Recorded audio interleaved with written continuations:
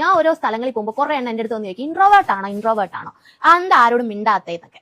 ഞാനേ മനഃപൂർവ്വം മിണ്ടാത്തേ കാര്യം എനിക്ക് നിങ്ങളൊന്നും ഇഷ്ടമല്ല. അതുകൊണ്ടാണ് ഞാൻ മിണ്ടോ ഒരു ബോധത്തിരിക്കുന്നത്. എനിക്ക് നിങ്ങളെ പോലെ നലിക്കുന്നവരെ എനിക്ക് ഇഷ്ടമല്ല. ഞാനേ കഷ്ടപ്പെട്ട് പഠിച്ചൊരു ജോലി മേടിച്ചപ്പോൾ എല്ലാ എണ്ണത്തിനും ചെലവ് വേണമെന്ന്.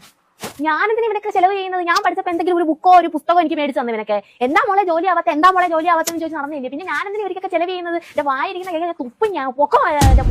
പ്രായം 18 ആയപ്പോൾ തൊട്ടേ വീട്ടിലുള്ളവരും നാട്ടിലുള്ളവരും ചോദിക്കാൻ തുടങ്ങി കല്യാണത്തിനെ പറ്റി ചിന്തിച്ചൂടെ എന്ന്. കല്യാണം ഫ്ലോപ്പാ അടിയാ പിടിയാന്ന് അറിഞ്ഞപ്പോൾ ഈ ഒരു ഒറ്റ നാശങ്ങൾ എന്റെ അടുത്ത് വന്നിട്ട് ഡിവോഴ്സിനെ പറ്റി ചിന്തിച്ചൂടെയും ചോദിച്ചിട്ടില്ല. പക്ഷെ ഞാൻ ഡിവോഴ്സ് ചെയ്യും. അത് എന്റെ ഇഷ്ടമാണ്. ആരാ ചോദിക്കാൻ വരുന്നത് ഞാനൊന്ന് കാണാം. ഞാൻ എവിടെയെങ്കിലും അണിഞ്ഞൊരുങ്ങി നല്ല സുന്ദരിയായിട്ട് എവിടെയെങ്കിലും ചെന്ന് നിൽക്കുമ്പോഴത്തേന് കുറെ ആളുകൾ വന്നിട്ട് മക്കളെന്തിയേ അല്ല അണിഞ്ഞൊരുങ്ങി എവിടെയെങ്കിലും ചെന്ന് നിന്ന ഈ മക്കളെയും കൂടെ കൊണ്ട് നിർത്തണമെന്ന് വല്ലതും ഉണ്ടോ?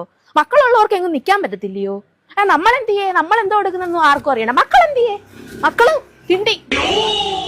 ഞാൻ ഓരോ സ്ഥലങ്ങളിൽ പോകുമ്പോൾ കുറെ എണ്ണം എൻ്റെ അടുത്ത് വന്ന് ചോദിക്കും ഇൻട്രോവേർട്ട് ആണോ